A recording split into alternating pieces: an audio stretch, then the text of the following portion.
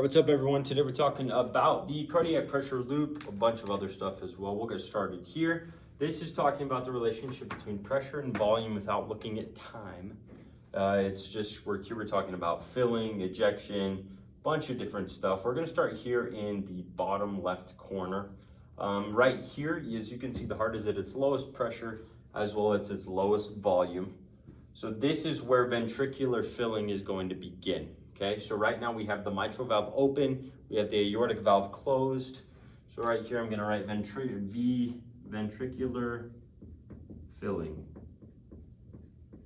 Now, as you can see, volume is increasing during ventricular filling. Makes sense because more blood is coming into the ventricle through the left atrium. Pressure is going to increase slightly, but not a ton because this is very passive filling, if you remember, okay? Now, right here, we're pretty much full, okay? We're stretched.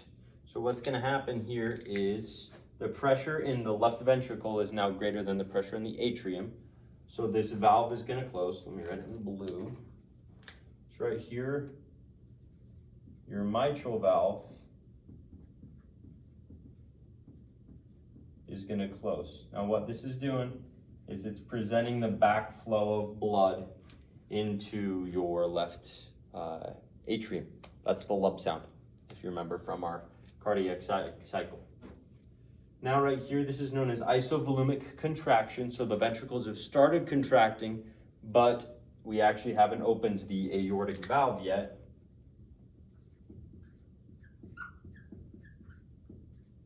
Once we do, we open the aortic valve.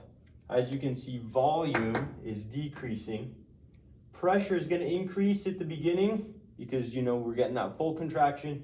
And then as more blood goes out, we're going to decrease.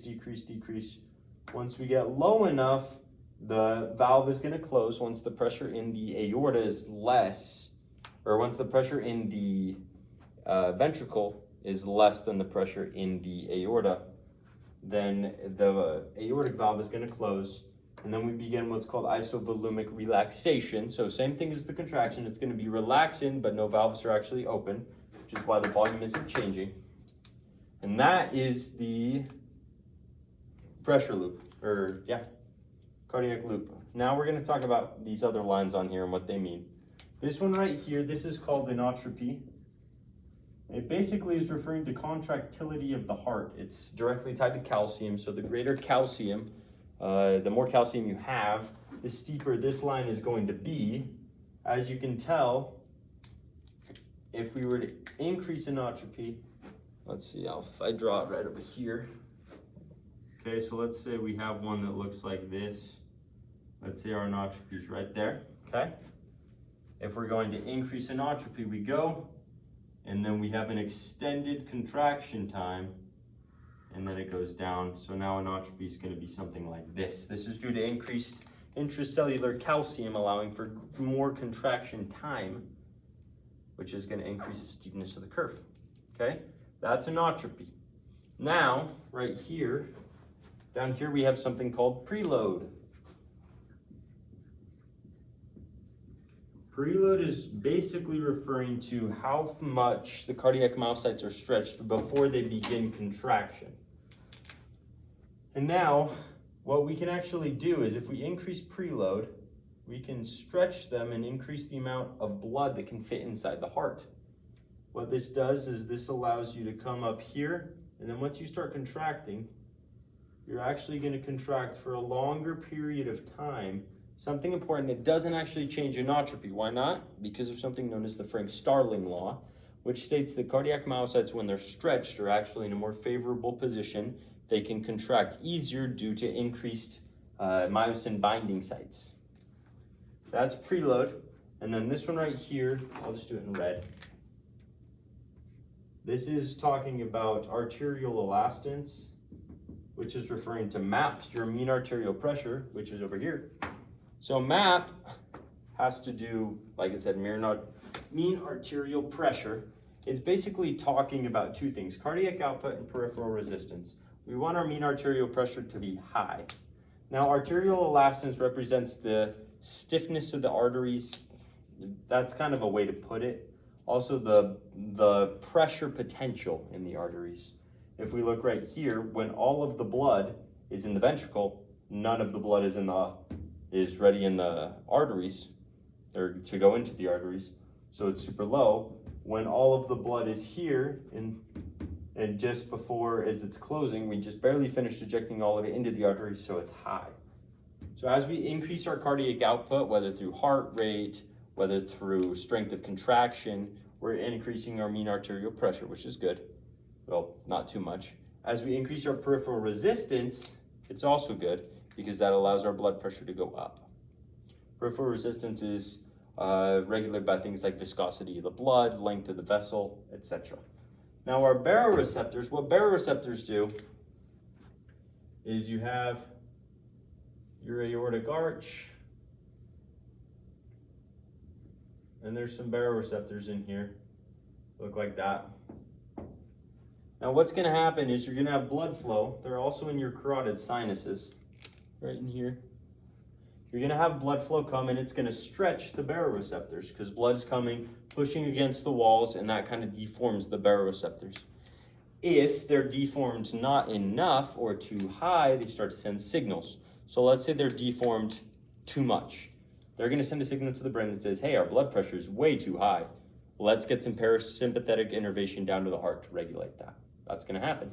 If they're not if they say, hey, we're not getting enough, we're not being stretched enough, let's get some sympathetic innervation down to the heart. Heart rate's going to increase. This stuff's going to increase. Now to finish it out today, we're going to be talking about the capillary exchange. So this is an example of the capillary bed, which is basically the junction point between your arteries and your veins.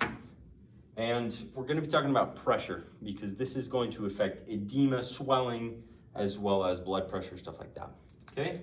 So blood's coming from your arteries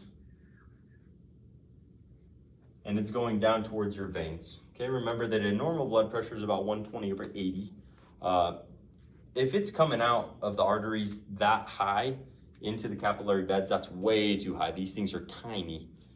But what happens is as you get smaller in diameter for arteries, arterioles, etc., you branch out a ton. So area is increasing a lot, which is going to decrease pressure. So when your blood pressure gets here, it's only about 30. And by the time it gets over to the venous side, it's only about 10. Now, this is something that we call your blood pressure's pushing out, because if you think about it, blood's rushing in, pushing on the walls.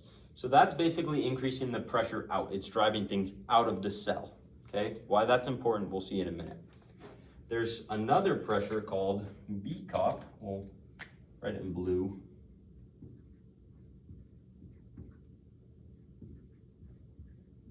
That stands for blood colloid osmotic pressure.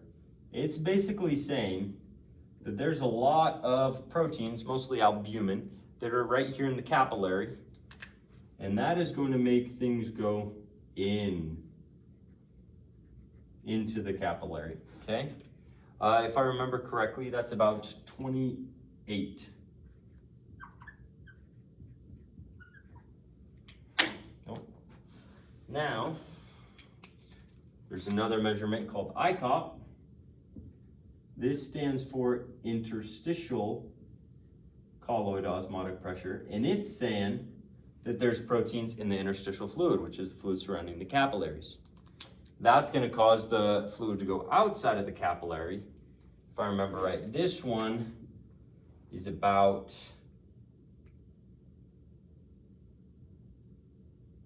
I think it's about 8. And then our last one, something called IFP. Basically, you have these lymph vessels, and these lymph vessels are going to drain fluid, kind of like a vacuum. So you're going to have fluid going like that. And it goes in there at about 3 to 5 mmHg, which means that it's drawing fluid out in about 3 to 5. So now we have something called net hydrostatic pressure, NHP. And that's saying the combination of everything pushing on the cell. So we could say our NHP is 30, okay? Plus 30 over here, we could also say that it is about 3. So we could say it's 33, and then 8, we could say it's 41.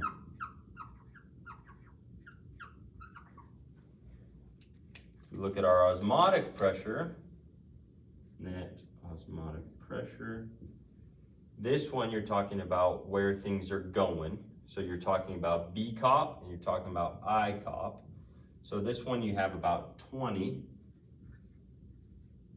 Now remember, this is saying that you have 20 millimoles of mercury going into the cell. This one's saying you have 41 going out of the cell, which is going to give you a net pressure of about 21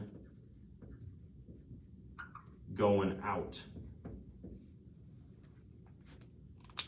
So, where does edema come in all of this?